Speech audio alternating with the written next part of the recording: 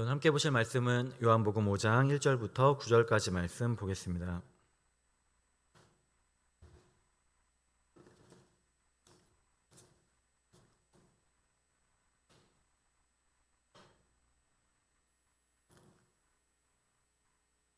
요한복음 5장 1절부터 9절까지 교독하겠습니다.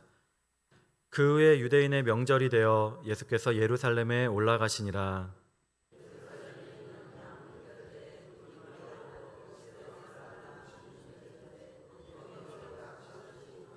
그 안에 많은 병자, 맹인, 다리 저는 사람, 혈기 마른 사람들이 누워 물의 움직임을 기다리니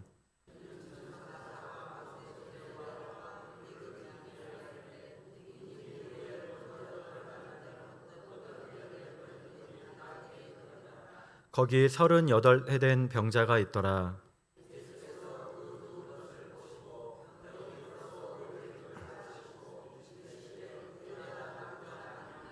병자가 대답하되 주여 물이 움직일 때에 나를 못에 넣어주는 사람이 없어 내가 가는 동안에 다른 사람이 먼저 내려가나이다.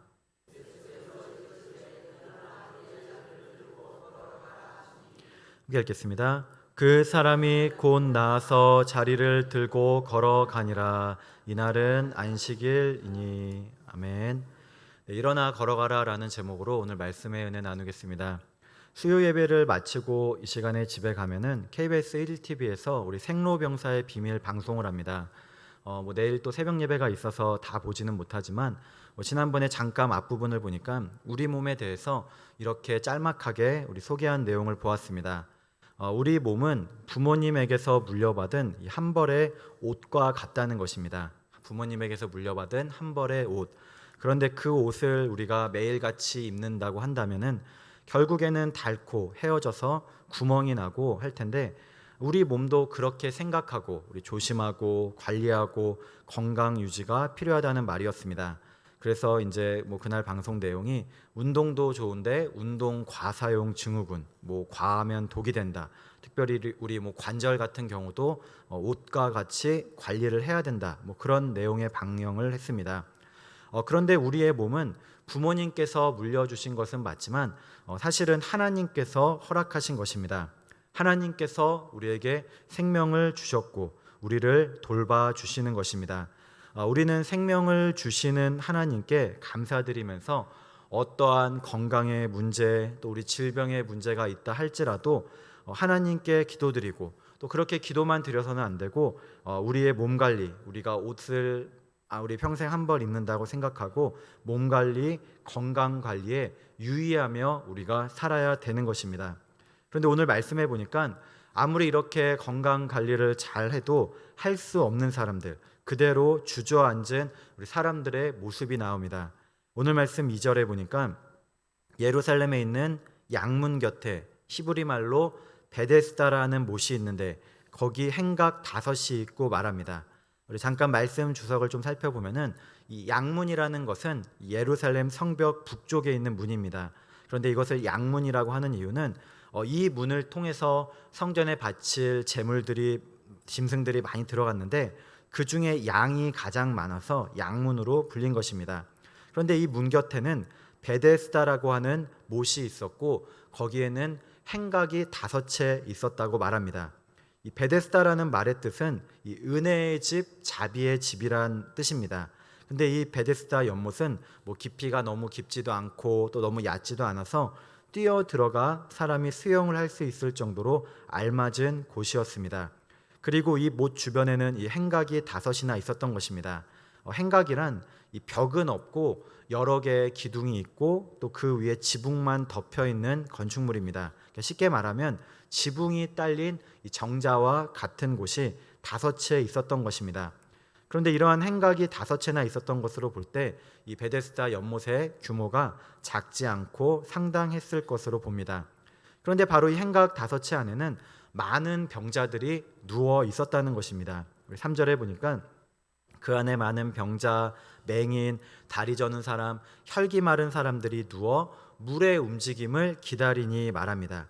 이들은 한결같이 당시 의술로는 이 몸을 고칠 수 없고 나을 수 없는 이 사람이 가진 의료 기술의 한계를 경험한 이 소망이 없는 사람들입니다. 병에 걸린 많은 사람들은 이 은혜의 집이란 뜻의 베데스다 목가 행각에 누워서 이 물이 움직이기만을 기다린 것입니다. 이유가 있습니다. 우리 4절에 보니 이는 천사가 가끔 못에 내려와 물을 움직이게 하는데 움직인 후에 먼저 들어가는 자는 어떤 병에 걸렸든지 낫게 되밀어라 말씀합니다. 당시 이스라엘의 여러 지방 민간 신앙에서는 이런 믿음이 있었다고 합니다. 매년 연초가 되면 천사가 어떤 지역에 이 물을 동하기로 예정되어 있고 그때 제일 먼저 그 물이 움직일 때 들어가는 사람은 병에서 노임을 받게 된다는 그런 민간 신앙이 있었던 것입니다. 그래서 이 베데스다 연못 역시 그런 믿음을 가지고 사람들이 왔는데 다른 천에 비해서 우리 각종 질병에 효과가 있다는 이야기가 전해지자 이렇게 많은 사람들이 모여 있던 것입니다. 그런데 우리가 가만히 보면은 이 마른 은혜의 집, 자비의 집인데 그곳에서 기다리는 많은 사람들에게 이 혜택이 모두 다 돌아가지는 않았던 것입니다. 어쨌든 언제가 될지는 모르지만 매일같이 연못에서 앉아서 물이 움직일 때를 매일같이 물만 보면서 살아야 됐는데 그때 물이 움직일 때 제일 먼저 1등으로 들어가야만이 자신의 병이 낫게 된다는 것입니다. 그래서 이것을 치열한 경쟁 가운데 남이 아니라 내가 먼저 가야 살 수 있는, 남이 살면 내가 고통을 당하고 내가 살면 남이 고통받아야 되는, 어쩌면 우리 사회가 가지는 무한 경쟁의 모습들을 단편적으로 보여주는 일들이 바로 이 은혜와 자비의 집이라는 곳에서 겪어야 하는 일이라고 볼 수 있습니다.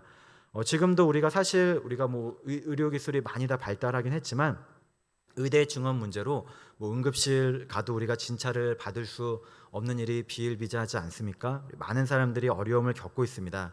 또 다음 주에는 이제 또 추석 명절이 돌아오는데 아마도 그때가 되면 더욱더 의료 공백이 되어서 응급실에서 제대로 치료를 받을 수 없을 것이라는 이 문제가 대두되고 있습니다. 우리 속히 이러한 갈등이 좀 해소되고 우리가 정상화되기를 우리가 간절히 기도드려야 되겠습니다. 지금도 이러한데 그때 당시에는 더욱 말할 것도 없이 어떤 의술, 제대로 된 처치 받지 못하고 그저 그냥 하루하루를 기다리고 살았던 것입니다. 우리가 볼 때 물이 움직일 때 제일 먼저 들어가면 낫는다는 것이 사실 어리석은 일이 분명합니다. 그런데 여기서 우리가 알 수 있는 것은 그 단 한 명의 고침받는 사람이 되기 위해서 그 자리를 지키고 있는, 그러니까 가능성이 희박하지만 그것에 희망을 갖고 살아가는 우리 사람들의 절박한 모습을 볼 수 있는 것입니다. 그런데 바로 이곳에 우리 5절에 보니까 38년 된 병자가 있었습니다. 이 사람 역시 다른 모든 사람들과 마찬가지로 당시 의술로 고칠 수 없는 이 불치병을 앓고 오랜 시간 동안 고통당했습니다. 아마도 육체뿐 아니라 정신적으로도 그렇게 오랜 세월 고통을 당했으니까 피폐해져 있었을 것입니다. 그런데 유대인의 명절이 될 때 예루살렘에 방문하신 예수님께서는 바로 이 사람을 선별해서 먼저 찾아가신 것입니다. 6절에 보니까 예수께서 그 누운 것을 보시고 병이 벌써 오래된 줄 아시고 이르시되 내가 낫고자 하느냐, 우리 그렇게 말하십니다.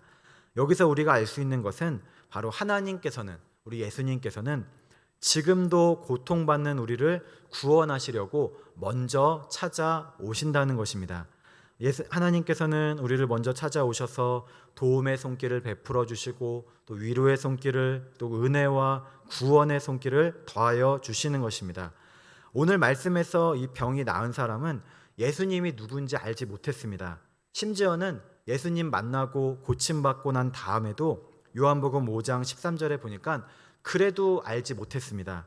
5장 14절에 이르러서 예수님께서 오셔서 말씀해 주셨을 때 그때야 비로소 자기를 고친 이는 예수라고 합니다. 이처럼 예수님께서는 우리가 먼저 하나님을 우리가 찾으며 간구하여 나가기도 전에 우리의 사정과 형편을 아시고 찾아오시는 분이신 것입니다. 우리가 지금 이렇게 오늘도 비가 많이 오는 가운데 교회에 왔지만 사실 우리가 이렇게 교회에 온 것도 하나님께서 먼저 우리를 택하여 주시고 또 우리를 불러주셨기 때문인 것입니다. 그래서 우리가 태어나기도 전에 우리를 성별했고 또 이 세상 온 우주 만물을 창조하기 전에, 그래서 우리 만세 전이라고 하지 않습니까? 만세 전부터 우리를 택하사 예정하시고 자녀 삼아 주셔서 우리가 하나님을 깨닫고 은혜 가운데 믿음을 선물로 허락하신 것입니다. 그래서 우리는 내가 먼저 하나님을 찾고 내가 먼저 교회 오고 내가 뭐 부모님 뱃속에서부터 태어날 때부터 믿어서 교회 왔다고 생각하는데 그것이 아닙니다. 그가 먼저 우리를 사랑하셨습니다. 우리 요한일서 말씀과 같이 우리를 먼저 찾아오셔서 우리 자녀로, 우리 교회로 인도해 주심을 믿으시기를 바랍니다. 두 번째로 우리를 먼저 찾아오신 예수님께서는 절망하며 고통당하는 이에게 말씀으로 힘을 더해 주시고, 그러니까 말씀으로 능력을 베풀어 주심을 볼 수 있습니다. 6절에 보면은 예수님께서는 그가 누운 것을 보셨다고 합니다. 먼저 찾아오셔서 누운 것을 보셨죠. 그다음에 병이 벌써 오래된 것을 아셨다고 말씀합니다. 예수님은 신적인 권능으로 이 병든 사람의 모습이 어떠한지 다 아시고 오신 것입니다. 그리고는 물으십니다. 내가 낫고자 하느냐? 병든 사람에게 낫기를 원하냐고 묻는다면 당연히 내 낫기 원합니다 라는 말을 듣기 마련입니다. 하지만 단순히 뭐 병이 낫기만을 열망을 물은 것이 아니라 바로 예수님 자신에 대한 믿음, 그것을 확인하기 위해서 물으신 것입니다.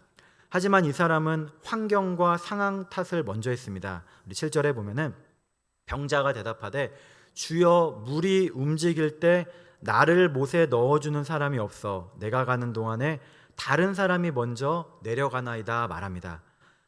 이제 뭐 병이 오래돼서 그런지 뭐 우리 중풍병자처럼 뭐 4명의 친구가 있었던 것도 아니고 그를 도와줄 가족이나 친척이나 어떤 이웃이 하나도 없었습니다. 그래서 예수님으로부터 낫기를 원하느냐라고 물음을 받았을 때 예수님이 나의 병을 고쳐주실 분이라는 것은 뭐 당연히 생각지도 못하였지만 그저 물이 동할 때 자신을 빨리 물에 넣어줄 사람 정도로만 본 것입니다. 그래서 자신을 도와줄 사람이 없음을 한탄하고 변명조로 이야기합니다. 38년 동안 병든 이 사람은 아무런 믿음, 아무런 소망 전혀 갖지 못한 채 자신의 뜻을 이루지 못하는 상황, 그럼에도 불구하고 그 자리를 벗어나지 못하고 그곳에 있어야만 되는 그런 처지에 있었던 것입니다. 이런 답변을 통해 우리가 알 수 있는 것은 우리는 단지 이 겉에 보이는 이 육신, 몸뿐만이 아니라 의지까지도, 그러니까 영까지도 마비되어서 무기력한 채 지금을 살아가는 우리들의 모습을 비춰볼 수 있는 것입니다. 주여 물이 움직일 때 나를 못에 넣어주는 사람이 없나이다. 내가 가는 동안 다른 사람이 먼저 내려가나이다. 어쩌면 우리도 치열한 삶 가운데서 살아가면서 이 땅을 사는 우리의 죄인된 모습, 예수님 없이 하나님 없이 방황하면서 그러면서도 내가 간절히 원하지만 그 원하는 것을 얻지 못하며 살아가는 그런 우리들의 모습을, 절망적인 모습을 보여주는 것입니다. 그리고 그 모든 것을 다 경험한 다음에 이제는 다 끝났다 포기하고 낙심하며 좌절하는 것이, 생을 포기하는 것이 우리 하나님을 떠난 연약한 사람들의 모습일 것입니다. 하지만 지금도 우리를 먼저 찾아오신 주님께서는 우리에게 물으십니다. 내가 낫고자 하느냐? 정말로 우리를 올가매는 어떠한 상황도, 환경도, 또 절망적인 과거가 있다 할지라도 하나님의 권능 있는 말씀 한마디면, 약속이면 될 수 있음을 확인하시는 것입니다. 그때 우리도 뭐 또 38년 동안 병을 앓은 사람같이 안 됩니다, 못합니다, 그것이 아니라 불평하고 낙심하는 그런 믿음을 가져서는 안 되겠습니다. 이렇게 대답을 했음에도 불구하고 예수님께서는 절망에 처한 이를 향해 말씀으로 큰 능력을 베풀어 주십니다. 우리 8절 9절에 보니까 예수께서 이르시되 일어나 내 자리를 들고 걸어가라 하시니 그 사람이 곧 나아서 자리를 들고 걸어가니라 말합니다. 예수님께서는 이런 병든 사람의 절망적인 상황, 그의 마음의 상태, 믿음이 없음을 보시고도 원래는 다 믿음대로 될지어다 그렇게 사람들이 와서 간구할 때 다 그렇게 해주셨는데 그런 믿음이 전혀 없음에도 불구하고 그에게 말씀으로 소망과 믿음을 주시며 하나님의 권능을 베풀어 주신 것입니다. 일어나 내 자리를 들고 걸어가라. 어떠한 희망이나 빛을 볼 수 없었던 이 사람에게는 내가 가진 이성, 내가 가진 생각, 상상을 초월해서 역사하시는 하나님의 능력을 보여주신 것입니다. 연못이 움직일 때까지 기다린 다음 가장 1등으로 빨리 들어가야만 낫는 것이 아니라, 그렇게 억지로 해서 문제가 해결되는 것이 아니라 하나님 말씀 한마디면 전혀 생각지도 못한, 상상치도 못한 놀라운 하나님의 역사로, 능력으로 말씀 붙들 때 일어설 수 있음을 우리가 믿어야 되겠습니다. 지난 8일 우리 장애인 올림픽 대회, 우리 패럴림픽 대회가 우리 12일간 대회를 치른 다음에 잘 마무리가 되었습니다. 보니까 올림픽을 마치면 이제 바로 그렇게 패럴림픽 대회가 열리는데, 우리나라도 17개 종목에 83명의 선수가 나가서 금메달 6개, 은메달 10개, 동메달 14개를 얻어서 종합순위 22위로 대회를 마무리했습니다. 사실 우리가 생각할 때 지금 우리 이렇게 건강한 몸을 갖고 있어도 힘든 운동을, 장애를 안고 있는데 또 이렇게 올림픽이라고 하면은 국제대회 국가대표로 나가서 다른 여러 유수한 세계 선수와 겨루며 우리 실력을 뽐낸 것입니다. 참으로 대단한 일이 아닐 수 없습니다. 휠체어를 타고도 우리 배드민턴을 합니다. 또 탁구를 하고 또 펜싱을 합니다. 우리는 그냥 두 다리로 서서 하는데도 잘 못하는데, 여러 장애를 안고 있는 선수들이 각자 연습하고 훈련한 실력을 보여준 것입니다. 기사를 찾아보니까 트라이애슬론, 그러니까 우리에게 알려진 철인 3종 경기, 그래서 3종 경기라고 해서 수영, 사이클, 이제 자전거, 또 육상, 달리기, 이렇게 대회에 나선 이 김황태 선수는 양팔이 없습니다. 양팔이 없는데도 불구하고 이 경기를 완주했습니다. 전선 전기 가설 작업을 하다가 이 고압선에 감전돼서 양팔을 잃었는데, 그때가 결혼 상견례를 불과 한 달 앞두고 이러한 불의한 사고를 당했다고 합니다. 그럼에도 지금의 아내 된 분은 이 김황태 선수 곁을 끝까지 지켜주었고, 이후에도 운동을 하면서 팔이 없는데 수영을 하고, 우리는 팔이 있어도 잘 어렵지 않습니까? 또 팔이 없는데 의수를 끼고 자전거를 타고, 또 팔이 없는데 육상 코스를 완주해서 올림픽에 이렇게 나가서 선수로 출전한 것입니다. 지금은 우리 이 자리에 올 때 우리는 다 두 다리로, 두 팔로 스스로 우리가 나왔습니다. 그렇다고 한다면 우리는 건강한 사람입니다. 하나님께서 주신 은혜에 우리가 감사드려야 되겠습니다. 지금 내가 걸을 수 있는 그 자체로 하나님께 감사드려야 됩니다. 우리 예배당에 오게 하심도, 또 눕지 않고 이 자리에 올 수 있게 하심에 감사드려야 됩니다. 그런데 반대로 우리가 아무리 건강해도 안 된다고 생각하고 주저앉으면 그것이 바로 오늘 38년 된 병든이와 같이 될 수 있다는 것입니다. 아무리 건강해도 상황을 탓하고 환경을 원망하고 그대로 눌러앉으면 안 된다는 것입니다. 언제 우리가 일어날 수 있는 힘을 얻을 수 있겠습니까? 아무리 우리 스스로 발버둥 쳐도 오늘 말씀에서와 같이 먼저 우리가 못에 들어갈 수도 없는 상황, 또 그것을 들어서 못에 넣어주는 사람이 없다고만 생각하고 살아갈 수 있습니다. 돈이 없고 또 가진 것이 없고 아무것도 없다고 그렇게 할 수 있습니다. 하지만 우리 안에 하나님의 말씀이 들어올 때 변화되는 것입니다. 말씀이 임할 때 절망에서 새 힘을 얻게 되고 소망 가운데 나올 수 있는 것입니다. 어떠한 순간에서도 안 되겠지, 또 못하겠지, 또 힘들겠지 하며 자포자기하는 것이 되어서는 안 되겠습니다. 소명중앙교회 우리 김대성 목사님의 간증을 보니까 목회를 하면서 35년 전 1980년대 후반대에 크게 포기하고 낙심할 뻔한 이야기를 하는 것을 들었습니다. 그때 당시 교회 땅이 1240평이고 옆에 장로님 땅은 100평이었다고 합니다. 근데 그 장로님이 섬기기도 잘하고 봉사도 잘하고 헌신적이고, 또 부인 되시는 분은 요리도 잘하시고 대접도 잘하셨다고 합니다. 그 집에서 여러 번 밥도 많이 먹고 그야말로 교회를 잘 섬기는 그런 좋은 분들이셨던 것입니다. 그런데 그 집에서 집을 지으려고 하는데 그때 당시 그 지역에는 자연 녹지라는 이 땅 지목이 20%만 집을 지을 수 있었다고 합니다. 그러니까 100평이니까 20평밖에 지을 수 없는 것입니다.